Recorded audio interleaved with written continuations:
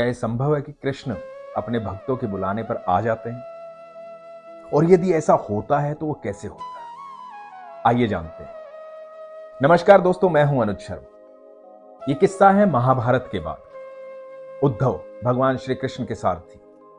उन्होंने एक दिन एक सवाल पूछा। उद्धव कृष्ण के बचपन के दोस्त थे, उन्हें सारी परमिशन थी, वो कुछ भी चाहते, कभी भी चाहते, कुछ भी पूछ सकते थे। दोस्त भी थे और सारथी भी थे।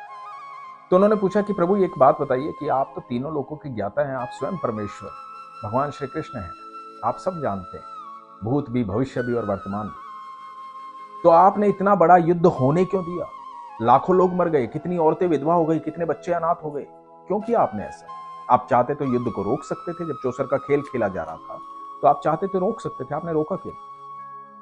कृष्ण मुस्कुराए। कृष्ण ने कहा कि हाँ, ये सवाल बहुत लोगों का होगा, तो मैं इसका जवाब तुम्हें देता हूं। हुआ यूं कि खांडव प्रस्थ जब इंद्रप्रस्थ बन गया, पांडवों ने अपनी मेहनत से उसे इंद्रप्रस्थ बना दिया, तो दुर्योधन को लगा कि अब तो ये बराबरी में आ गए, इनका भी अपना एक राजमहल है, ये भी राजा बन गए, तो चलो है तो भाई, तो इनको खाने पे बुलाते हैं। तो एक निमंत्रण भेजा गया खांडव प्रस्थ यानी कि इंद्रप्रस्थ, और उनको निमंत्रित किया गया तो वो भी खुशी खुशी आ गए। घर में बहुत बड़ा फंक्शन जो था, बहुत बड़ा आयोजन जो था, उसकी तैयारियां चल रही, बड़ा आयोजन था, सबके लिए सारी व्यवस्थाएं की गई। दुर्योधन ने आखेट की व्यवस्था की, भीम के लिए मल्ल युद्ध की व्यवस्था की, युधिष्ठिर जो है वो चौसर में पारंगत थे, उनके लिए चौसर की व्यवस्था की, सब भाइयों के लिए सारी व्यवस्थाएं की गई। बहुत खुशी का माहौल था।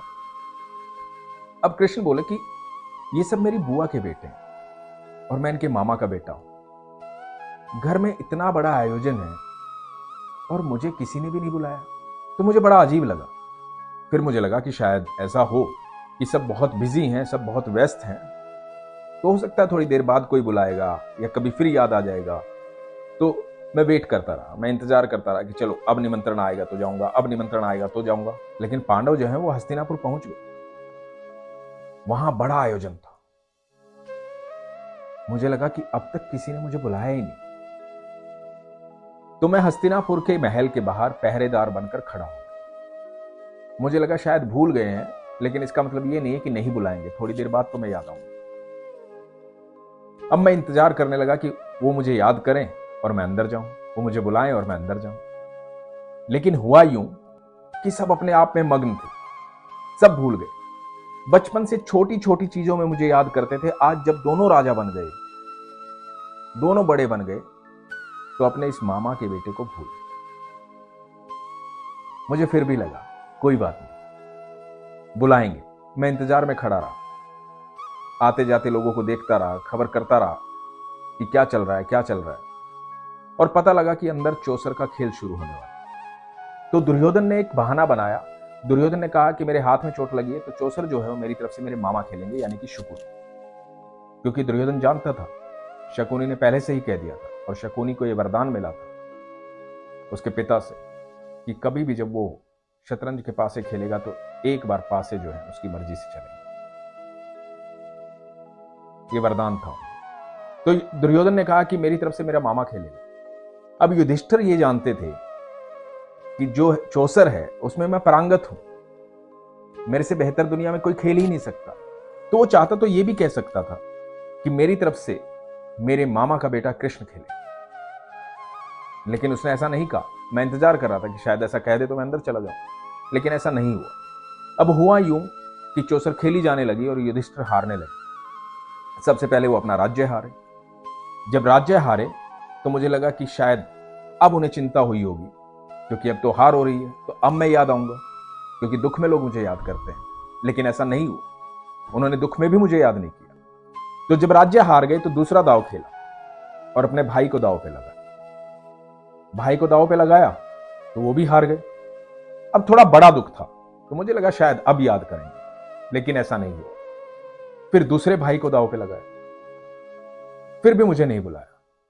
अब युधिष्ठिर जो है खेल जीतने के लिए नहीं खेल रहे थे, खेल खेल रहे थे अपने आप को बचाने के लिए, अपनी चीजों को बचाने के लिए, क्योंकि हार तो उसी वक्त गए थे जब वो राज्य हारे थे। अब वो अपने आप को बचाने के लिए खेल रहे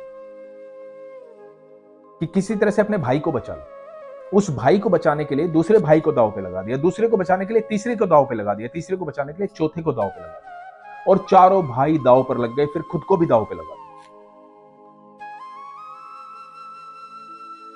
और जब सब दांव पे लग गया तो मुझे लगा कि इससे बड़ा दुख हो नहीं सकता, शायद मुझे याद करेंगे, लेकिन मुझे तब भी याद नहीं किया गया। उसके बाद घटना यह घटी जो बहुत दुखद थी। उन्होंने द्रौपदी को दांव पर लगा दिया और द्रौपदी को राजमहल में बुलाया गया। जब द्रौपदी के साथ दुशासन ने दुर्व्यवहार किया तो मुझे लगा कि अब द्रौपदी मुझे याद करेगी, लेकिन ऐसा भी नहीं हुआ। द्रौपदी ने सबसे पहले याद किया पितामह भीष्म को, गुरु द्रोण को, महात्मा विदुर को। उन सबको आवाज दी, उन सबको कहा कि तुम्हारी कुल वधू तुम्हारे सामने बेइज्जत हो रही, तुम्हारी कुल वधू के साथ ये सब किया जा रहा है तुम्हारे सामने, तो तुम लोग इतने कायर हो, इतने डरे हुए हो, इतने अपाइज हो गए हो, मुझे नहीं बचा सकते। और वो उनसे प्रार्थना करने लगी, मदद की गुहार लगाने लगी। लेकिन पितामह भीष्म, महात्मा विदुर, धृतराष्ट्र, गुरु द्रोण, इन सब ने गर्दन झुका दी। किसी ने कोई जवाब नहीं दिया। जब किसी ने कोई जवाब नहीं दिया और ये उनको प्रार्थना कर रही थी तो मुझे लगा कि शायद इसको भी मेरी जरूरत नहीं है, शायद यहां किसी को मेरी जरूरत नहीं है, तो मैं जाने लगा। जब मैं जाने लगा तो हल्की सी आवाज आई, कृष्ण। मैं पलटा, मुझे लगा शायद मेरा वहम है। फिर मैंने देखा कि द्रौपदी का साड़ी का जो पल्लू है उसके दांतों के बीच में है, आंखों से आंसू बह रहे हैं और वो कह रही है कृष्ण।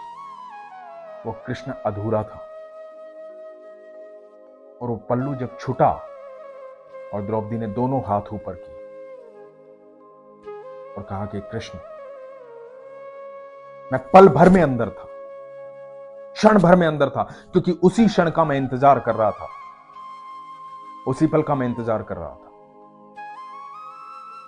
मेरी बहन ने, मेरी सखा ने मुझे बुलाया, मेरी कृष्णा ने मुझे बुलाया।